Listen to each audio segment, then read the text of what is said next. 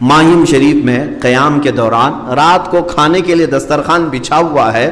جو ملنے والے آتے جاتے رہتے تھے، ہزاروں آتے ہیں. آپ نے کھانا شروع کرنے سے پہلے ہی لوگوں سے پوچھا فلاں ایک مرید ہمارا آتا تھا کرلا سے، وہ کیوں نہیں آیا؟ 2 دن ہو گئے مجھے آ کر کے، ملاقات کے لیے ابھی تک نہیں آیا، جبکہ وہ ہمیشہ میرے آنے سے پہلے کھڑا رہتا تھا، کیوں نہیں آیا؟ اب سنیے لوگوں نے کیا کہا، حضور چھوڑیے اس کو، وہ وہابی ہو گیا ہے، وہابی ہو گیا ہے، چھوڑیے اس کو، اب ہمارے مجمع میں بھی آنا جانا نہیں اس کا. آپ جلال میں کھڑے ہو گئے، کہا چھوڑ دوں؟ میرا مرید وہابی ہو گیا، اگر بدعقیدہ ہو جائے گا میں کیسے چھوڑ دوں؟ ہاتھ میں دیا ہے. یہ ہوتی ہے پیر کی فکر. کوئی اگر بگڑ گیا تو کیا کہیں گے اس کو، چھوڑ دو، جانے دو؟ نہ، اصلی پیر وہ ہے جو اس کی موت تک اس کے لیے کوشش کرتا رہے، موت تک اس کے لیے کوشش کرتا رہے. مفتی اعظم ہند رضی اللہ تعالیٰ نے فرمایا فوراً اس کو بلاؤ. لوگ آپس میں چیمی گوئیاں کرنے لگے، اس کی کیا حیثیت ہے، اس کو بلائیں گے ہم؟ وہ ایک عام آدمی تھا، تجارت کرتا تھا، تاجر آدمی تھا. مفتی اعظم ہند نے دیکھا کہ یہ لوگ کوئی بھی بلانے کے لیے پس و پیش کر رہے ہیں، دسترخوان چھوڑ کے اٹھ گئے. اپنے ڈرائیور کو بلایا، خادم کو، گاڑی نکالو، گھر کے باہر گاڑی ہے. اب جب آپ کو جلال آتا تو کسی کو بات کرنے کی جرت بھی نہیں ہوتی.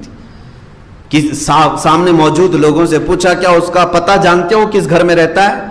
ایک صاحب نے کہا حضور میں جانتا ہوں. کہا چلو، لے کر کے گاڑی چلے. رات کا وقت ہے.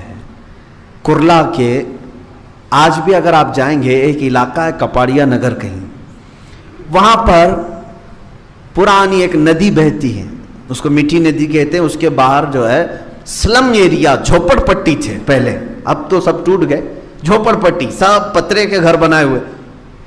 وہاں گاڑی جا کر کے روک دیا ڈرائیور نے، اور راستہ بتانے والے نے کہا کہ حضور اسی میں اندر گلی میں اس کا ایک گھر ہے، آپ یہاں گاڑی میں تشریف رکھیں، میں جا کے لاتا ہوں.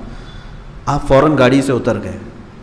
میں خود چلتا ہوں اس کے گھر، میں اس کے گھر چلتا ہوں. لوگ روکتے رہے. مفتی اعظم ہند رضی اللہ تعالیٰ عنہ گاڑی سے اتر گئے، اور جب جانے لگے تو کیچڑ تھا، کیچڑ پورے پیروں میں آ گیا. شہزادہ اعلیٰ حضرت کی بات کر رہا ہوں، جس کی ایک جھلک کے لیے لوگ بے قرار رہتے تھے. وہ کیچڑ میں چلتے ہوئے اس گلی کے اندر گئے، اور جب گھر جو ہے بہت چھوٹا اندر تھا، وہاں پہنچے اور لوگوں نے دستک دی. دروازہ اسی شخص نے کھولا جو آپ کا مرید تھا. جیسے ہی وہ گھر کے باہر مفتی اعظم ہند کو دیکھا، اس کا بدن کانپنے لگ گیا. کہا کہ حضور میرے گھر تک کیسے تشریف لائے؟ تو مفتی اعظم ہند رضی اللہ تعالیٰ عنہ نے صرف اتنا فرمایا، سنا ہے کہ تو ہم سے روٹھا ہوا ہے، میں تجھے منانے آیا ہوں. اللہ اکبر. جب کوئی یہ کہے، میرے عزیزو، یہ عادتیں ہیں مصطفیٰ کریم صلی اللہ علیہ وسلم کی. اگر کوئی فجر کی نماز میں نہیں آتا تو میرے آقا اس کے گھر تک چلے جاتے تھے، معلوم تو کر کے آؤں اس بندے کے ساتھ کیا ہوا ہے. صحابہ کو لے کر کے چلے جاتے، کہیں بیمار تو نہیں، آج مسجد کیوں نہیں آیا؟ اگر بیمار تھا تو یہ عادت ہو جاتی، اور بیمار نہیں تھا، ویسے ہی سویا تھا تو شرم کے مارے دوبارہ کبھی نہیں سوئے گا کہ میرے گھر پوچھنے کے لیے مجھے آ جائیں گے. یہ سنت مصطفیٰ ہے. مفتی اعظم ہند رضی اللہ تعالیٰ عنہ کی اتنی بات سن کر کے وہ کپڑے پہنا، جلدی سے بھاگتا ہوا آیا، قدموں کو پکڑا. آپ نے فرمایا چلو میرے ساتھ چلو، گاڑی میں بیٹھو. لے کر کے آئے. دسترخوان ویسے ہی بچھا ہوا تھا. ماہم شریف آنے کے بعد بیٹھ کر کے آپ نے سب سے پہلے سختی سے پوچھا، بتا کیا وجہ ہے کہ تو غلط عقیدے کی طرف چلا گیا، بد عقیدہ ہونے کی کوشش کیا، یا تیرا میل جول فلاں فلاں فلاں کے ساتھ ہو گیا، میں تیرے بارے میں کیا سن رہا ہوں؟ تو اس نے ڈرتے ہوئے کہا کہ حضور بات صرف اتنی ہے، تجارت کرتا ہوں تو تجارت میں لین دین میں سب کے ساتھ معاملات ہوتے رہتے ہیں، بس اس سے زیادہ میرا دلی لگاؤ کسی سے نہیں. میں آج بھی اہل سنت و جماعت پر، بس تجارت کے معاملات میں لین دین میں معاملات ہوتے ہیں حضور. لیکن یہ سارے لوگ، یہ جتنے مرید ہیں، انہوں نے سب مجھے دھکا دے کر کے الگ کر دیا. صرف میری اتنی بات کو لے کر کے انہوں نے مجھے کہا کہ تو بدعقیدہ ہو گیا ہے، تو وہابی ہو گیا ہے، تجھے اہل سنت و جماعت سے نکار دیا گیا ہے، یہ سب باتیں انہوں نے کہہ کر کے مجھے نکال دیا، واپس مجھے آنے کی ہمت نہیں ہوئی، اسی لیے سرکار آپ کی بارگاہ میں نہیں آ سکا۔ مفتی اعظم ہند رضی اللہ تعالیٰ عنہ نے پھر سارے مجمع کو سمجھایا، کہا کہ رسول کریم صلی اللہ تعالیٰ علیہ وسلم کی ایک عادت کہ ایک بار ایک یہودی کا جنازہ جا رہا تھا، حضور صلی اللہ تعالیٰ علیہ وسلم بیٹھے ہوئے تھے، کھڑے ہو گئے، کس کا جنازہ جا رہا ہے؟ یہودی کا، کھڑے ہو گئے، اور حضور اکرم صلی اللہ علیہ وسلم کی آنکھوں میں غم کے آثار نظر آئے، آنسوں کے تھے۔ صحابہ نے کہا یا رسول اللہ صلی اللہ علیہ وسلم وہ یہودی ہے، کافر ہے، اس کا جنازہ جا رہا ہے۔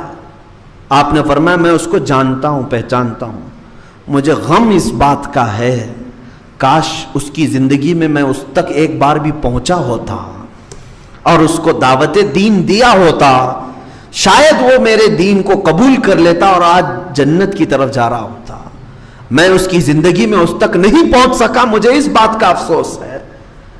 وہ اللہ کے نبی صلی اللہ تعالیٰ علیہ وسلم اس بات کا غم رکھتے تھے کہ میں ہر ایک تک پہنچوں، ہر ایک کو ایمان ملے، اور تم لوگوں نے اپنی جماعت میں سے کسی ایک کو ایسے کیسے خارج کر دیا؟ وہ بھی مفتی اعظم ہند کے ہاتھ پر ہاتھ دیا ہوا شخص، اس کو نکال کر باہر کر دیا کہ سنی نہیں ہے۔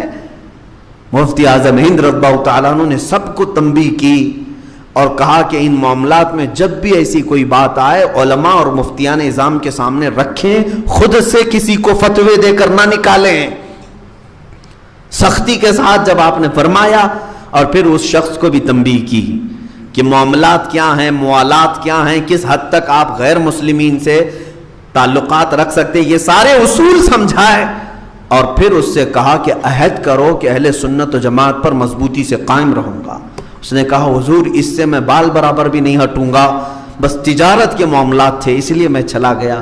یہ تھا فکر امت جس کو کہتے ہیں مفتی اعظم ہند رضی اللہ تعالیٰ عنہ کی، یہ نہیں کہ نکالنے کے لیے جلدی سے جلدی نکال دیں، اتنے سارے سب خارج ہو گئے۔ کوئی اگر لگ بھی رہا ہے اس طرح سے کہ یہ گمراہ ہو رہا ہے، اس کے پیچھے محنت کرنا ہم سب کی ذمہ داری ہے۔ کیوں؟ اس لیے کہ کیا وہ امت مصطفیٰ میں ہے یا نہیں؟ اگر وہ امت مصطفیٰ میں ہے تو کیا ایسے کو جہنم میں جاتے ہوئے دیکھنا آپ کو اچھا لگے گا؟ جب میرے آقا صلی اللہ تعالیٰ علیہ وسلم کو یہ پسند نہیں ہے کہ ان کے امتیوں کی کثیر تعداد دوزخ میں جائے، تو ہم کو بھی یہ کوشش کرنی چاہیے کہ دوزخ میں زیادہ سے زیادہ لوگ نہ جائیں، اس پر محنت کرنے کی ضرورت ہے۔